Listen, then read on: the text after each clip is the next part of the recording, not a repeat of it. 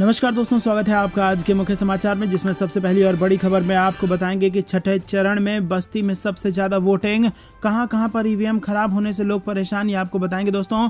दूसरी बड़ी खबर में जिक्र होगा कि राम गोपाल यादव का बड़ा बयान, बोले योगी के खिलाफ अखिलेश के पक्ष में पड़ रहे हैं वोट, गोरखपुर की सारी सीटें जीत रही है समाजवादी पार्टी। तीसरी बड़ी खबर में आपको बताएंगे कि कहीं सूने पड़े हैं बूथ तो कहीं मतदाताओं को लगी है कतार, ईवीएम खराब और बहिष्कार के बीच तस्वीरों में आपको बताएंगे हाल। चौथी बड़ी खबर में जिक्र होगा कि राकेश टिकैत ने किया बड़ा ऐलान, किसानों से कहा कि ट्रैक्टर और बिस्तर लेकर पहुंच जाना, और टिकैत को है काउंटिंग में गड़बड़ी की आशंका। और पांचवी बड़ी खबर में आपको बताएंगे कि गणेश गोदियाल का दावा, उत्तराखंड में 44 सीटें जीतेगी कांग्रेस, और मुख्यमंत्री फेस पर भी कही बड़ी बात। दोस्तों, हर एक खबर की गहराई में आपको ले जाएंगे, लेकिन उससे पहले अगर आपको भी ऐसा लगता है कि पांचों राज्यों में भाजपा को नुकसान होगा और यूपी में बदलेगी सरकार, तो वीडियो लाइक करके समर्थन दर्ज कराइए। साथ ही साथ अगर चैनल पर नए हैं तो लाल बटन को दबा के चैनल को सब्सक्राइब कीजिए, घंटी बजाकर कमेंट में लिखिए जय हिंद, और साथ ही साथ ज्यादा लोगों तक वीडियो शेयर कीजिए। रुक करते हैं सबसे पहली और बड़ी खबर की तरफ। यूपी चुनाव में छठे चरण में बस्ती में सबसे ज्यादा हुई वोटिंग, और कहां पर ईवीएम खराब होने से लोग परेशान हैं, यह आपको बता दें दोस्तों कि उत्तर प्रदेश में छठे चरण के लिए वोटिंग हो रही है और 10 जिलों की 57 सीटों पर शांतिपूर्ण ढंग से मतदान हो रहा है। सुबह 11 बजे तक 22% मतदान हुआ। सबसे ज्यादा सिद्धार्थ नगर में वोटिंग हुई। चुनाव आयोग से मिली जानकारी के अनुसार अंबेडकर नगर में 23.15% मतदान हुआ है। दोस्तों, आपको बता दें कि इसी दौरान महाराजगंज, बलिया, कुशीनगर और सिद्धार्थ नगर में ईवीएम में खराबी होने के कारण मतदान बाधित रहा। महाराजगंज के सदर विधानसभा में बूथ संख्या 432 पर ईवीएम खराब होने से लाइन में लगे मतदाता परेशान होने लगे और यहां पर पोलिंग टीम ने ईवीएम को दुरुस्त करवाया। रुक करते हैं अगली बड़ी खबर की तरफ। राम गोपाल यादव बोले कि योगी के खिलाफ अखिलेश के पक्ष में पड़ रहे हैं वोट, गोरखपुर की सारी सीटों पर जीत रही है समाजवादी पार्टी। जहां दोस्तों उत्तर प्रदेश विधानसभा चुनाव के लिए छठे चरण का मतदान 7 बजे से जारी है और यूपी चुनाव के 10 जिलों की 57 विधानसभा सीटों पर वोटिंग चल रही है। आपको बता दें दोस्तों कि राम गोपाल यादव ने कहा कि लोगों के साथ आने से और उत्साह है और 7वें चरण के लिए बड़ी रैली हो रही है। योगी के खिलाफ अखिलेश के पक्ष में वोट पड़ रहे हैं। गोरखपुर की सारी सीटों सपा जीत रही है और कुशीनगर आसपास की सीटें जीत रहे हैं। अयोध्या में दफ्तर में अधिकारियों के झंडा बदलवाने पर राम गोपाल यादव ने कहा कि अधिकारी को निष्पक्ष रहना चाहिए।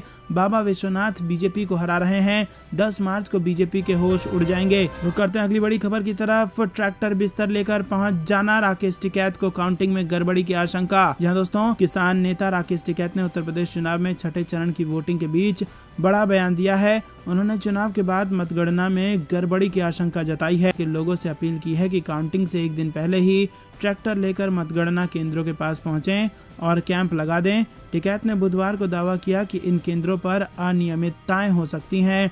उत्तर प्रदेश विधानसभा चुनाव के लिए वोट की गिनती 10 मार्च को होगी। किसान नेता राकेश टिकैत ने बागपत के बड़ौत में संवाददाताओं से कहा कि जिला पंचायत चुनाव में जो भी किया गया था उसे नजरअंदाज नहीं किया जा सकता। मतगणना शुरू होने से एक दिन पहले मतगणना केंद्रों पर पहुंचे और मतगणना स्थलों पर ट्रैक्टर के साथ शिविर लगाएं। उन्होंने लोगों से एक दिन पहले बिस्तर के साथ पहुंचने के लिए कहा, क्योंकि उन्हें 10 मार्च को वहां जाने की अनुमति नहीं होगी। गौरतलब है कि पिछले साल राज्य में हुए जिला पंचायत चुनाव के दौरान विपक्षी दलों ने बड़े पैमाने पर अनियमितताओं का आरोप लगाया था। दोस्तों, रुक करते हैं अगली बड़ी खबर की तरफ। गणेश गोदियाल ने किया बड़ा दावा, उत्तराखंड में 44 सीटें जीतेगी कांग्रेस, सीएम फेस पर कही ये बात। जी हां दोस्तों, उत्तराखंड कांग्रेस के अध्यक्ष गणेश गोदियाल ने विधानसभा चुनाव के नतीजों को लेकर दावा किया। उन्होंने कहा कि प्रदेश में कांग्रेस की सरकार बनने जा रही है। उन्होंने कहा कि ये दावा मतगणना से पहले कांग्रेस पार्टी के किए गए आकलन के आधार पर कह रहे हैं। उन्होंने तो ये भी दावा किया कि कांग्रेस पार्टी इस बार राज्य की 42 से 44 सीटें जीतने जा रही है। रुक करते हैं अगली बड़ी खबर की तरफ। यूपी चुनाव में हार का डर है विरोध का कारण, बिना हराए नहीं जाऊंगी वापस, ममता बनर्जी का बयान। जी हां दोस्तों, पश्चिम बंगाल की मुख्यमंत्री ममता बनर्जी का बुधवार को बनारस में कई जगहों पर विरोध हुआ। उन्हें 3 बार भगवा और काला झंडा दिखाया गया, जिसके बाद चेतगंज चौराहे के पास प्रदर्शनकारियों को देखते हुए ममता बनर्जी ने अपनी फ्लीट को रुकवा दिया। हाथों में काला झंडा लिए 6 से 8 प्रदर्शनकारियों के सामने ममता बनर्जी चुपचाप खड़ी हो गईं। इस दौरान प्रदर्शनकारी उनके सामने जय श्री राम का नारे लगाते रहे। काले झंडे भी उनकी ओर बढ़ाए गए, जिन्हें सुरक्षा कर्मियों ने रोका। चेतगंज पुलिस और प्रदर्शनकारियों के बीच इस दौरान धक्का मुक्की भी देखी गई, जिसके बाद ममता बनर्जी ने कहा कि ये सब कुछ हार के डर से हो रहा है। अब मैं बिना हराए यहाँ से नहीं जाऊंगी। ममता बनर्जी का काफिला जैसे ही गौदौलिया चौराहे पर पहुंचा तो प्रदर्शनकारियों ने उन्हें काले झंडे दिखाए। रुक करते हैं अगली बड़ी खबर की तरफ। कांग्रेस महासचिव प्रियंका गांधी का जयपुर दौरा, महिला मैराथन में हो सकती हैं शामिल। जी हाँ दोस्तों, आपको बता दें कि उत्तर प्रदेश में चल रहे विधानसभा चुनाव के बीच कांग्रेस महासचिव प्रियंका गांधी का जयपुर दौरा बन रहा है। प्रियंका गांधी जी का 7 मार्च की शाम जयपुर आने का कार्यक्रम प्रस्तावित है। बताया जा रहा है कि सरकार की ओर से 8 मार्च को अंतर्राष्ट्रीय महिला दिवस के मौके पर महिला मैराथन का आयोजन किया जा सकता है, जिसमें शामिल होने के लिए कांग्रेस महासचिव प्रियंका गांधी का जयपुर दौरा बन रहा है। मैराथन रैली को मुख्यमंत्री गहलोत हरी झंडी दिखाएंगे। सरकार की ओर से कराई जा रही महिला मैराथन में सरकार के मंत्री, विधायक, खिलाड़ी और कॉलेज के छात्र गांधी के दौरे को लेकर सत्ता और संगठन तैयारियां शुरू हो गई हैं। पार्टी महासचिव बनने के बाद प्रियंका गांधी का ये दूसरा जयपुर दौरा होगा और इससे पहले प्रियंका गांधी बीते दिसंबर महीने में विद्याधर नगर में आयोजित हुई किसान रैली में शामिल होने जयपुर आई थी। दोस्तों, रुक करते हैं अगली बड़ी खबर की तरफ। यूक्रेन में भारतीय छात्र को लेकर रागिनी नायक का मोदी सरकार पर वार। जी हाँ दोस्तों, यूक्रेन और रूस के युद्ध के बीच मोदी सरकार के मंत्री प्रहलाद जोशी घिर गए हैं। कांग्रेस नेता रागिनी नायक ने भी प्रहलाद जोशी पर निशाना साधा है। उन्होंने कहा कि प्रहलाद जोशी के खिलाफ एक्शन होना चाहिए। बता दें कि वन संसदीय मामलों, कोयला और खनन मंत्री प्रहलाद जोशी ने कहा था कि विदेश में पढ़ने वाले 90% medical student NEET exam pass नहीं कर पाते। इसी बयान पर अब विवाद खड़ा हो गया है। दोस्तों, रुक करते हैं अगली बड़ी खबर की तरफ। स्वामी प्रसाद मौर्य की बेटी ने बीजेपी से की बगावत, संघमित्रा मौर्य के सियासी भविष्य पर टिकी हैं सबकी नजरें। जी हाँ दोस्तों, बरेली मंडल के बदायूं जिले की भाजपा सांसद संघमित्रा मौर्य वैसे तो अपने पिता पूर्व कैबिनेट मंत्री स्वामी प्रसाद मौर्य के सपा में जाने के बाद से ही चर्चा में हैं, लेकिन मंगलवार को कुशीनगर जिले की फाजिल नगर विधानसभा क्षेत्र में सपा और भाजपा कार्यकर्ताओं के बीच हुए बवाल के बाद उनके राजनीतिक भविष्य को लेकर अटकलें तेज हो गई हैं। दरअसल फाजिल नगर विधानसभा क्षेत्र, जहां से उनके पिता स्वामी प्रसाद मौर्य सपा के टिकट पर चुनाव लड़ रहे हैं, वहां मंगलवार को मौर्य के रोड शो के दौरान बवाल हो गया है। मौर्य समर्थकों ने भाजपाइयों पर हमले का आरोप लगाया और इस घटना के बाद फाजिल नगर विधानसभा क्षेत्र में पहुंची संघमित्रा मौर्य ने भाजपा प्रत्याशी के समर्थकों पर न सिर्फ अपने पिता पर हमला करने बल्कि खुद को भी घेरे जाने का आरोप लगाया। रुक करते हैं अगली बड़ी खबर की तरफ। भूपेंद्र सिंह हुड्डा ने बीजेपी जेजेपी सरकार पर बोला हमला, कहा सरकार के पास नहीं है कोई रोड मैप। जी हाँ दोस्तों, हरियाणा विधानसभा का बजट सत्र 2 मार्च से शुरू हुआ है। विधानसभा सत्र के पहले दिन ही नेता विपक्ष भूपेंद्र जेजेपी पर लिया है। भूपेंद्र सिंह हुड्डा ने आरोप लगाया है कि बीजेपी और जेजेपी की अगुवाई वाली सरकार के पास राज्य के भविष्य को लेकर कोई रोड मैप नहीं है। हुड्डा ने दावा किया कि वो सरकार को लोगों के हितों से जुड़े मुद्दों से भागने नहीं देंगे। हुड्डा ने राज्य के मुद्दों को लेकर कांग्रेस के नेताओं की मीटिंग भी बुलाई है। भूपेंद्र सिंह हुड्डा ने कहा कि आंगनवाड़ी, आशा वर्क्स और एससी कमीशन, अल्पसंख्यक कमीशन के मुद्दों को उठाएंगे।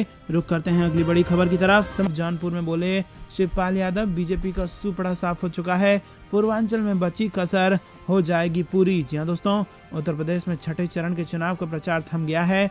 राज्य में 3 मार्च को 10 जिलों की 57 सीटों पर मतदान होना है। उससे पहले ही सभी राजनीतिक पार्टियां बचे हुए चरण यानी आखिरी चरण का चुनाव प्रचार प्रसार जोरों से तेज हो गया है। सभी पार्टी के नेता अलग अलग जगह जाकर 7वें चरण के मतदाताओं को साधने का प्रयास करेंगे। जौनपुर में समाजवादी पार्टी के स्टार प्रचारकों की फौज उतरी है। एक तरफ अखिलेश यादव जनसभा को संबोधित कर रहे हैं, तो वहीं दूसरी तरफ उनके चाचा शिवपाल सिंह यादव भी चुनाव प्रचार में जुटे हैं। बुधवार को शिवपाल यादव ने मल्हनी विधानसभा क्षेत्र के रीढ़ गांव स्थित राजकुमार महिला इंटर कॉलेज में चुनावी सभा की। इस दौरान उन्होंने योगी और मोदी सरकार पर निशाना साधते हुए कहा कि भाजपा की गलत नीतियों के कारण प्रदेश का विकास रुक गया है। सूबे के किसान, बेरोजगार, व्यापारी सभी परेशान हैं। जौनपुर में बाहुबली माफिया को रुकने नहीं देना है। उन्होंने कहा कि पश्चिमी उत्तर प्रदेश और मध्य उत्तर प्रदेश से जो हवा चली है उसका असर पूर्वांचल में भी देखने को मिलेगा।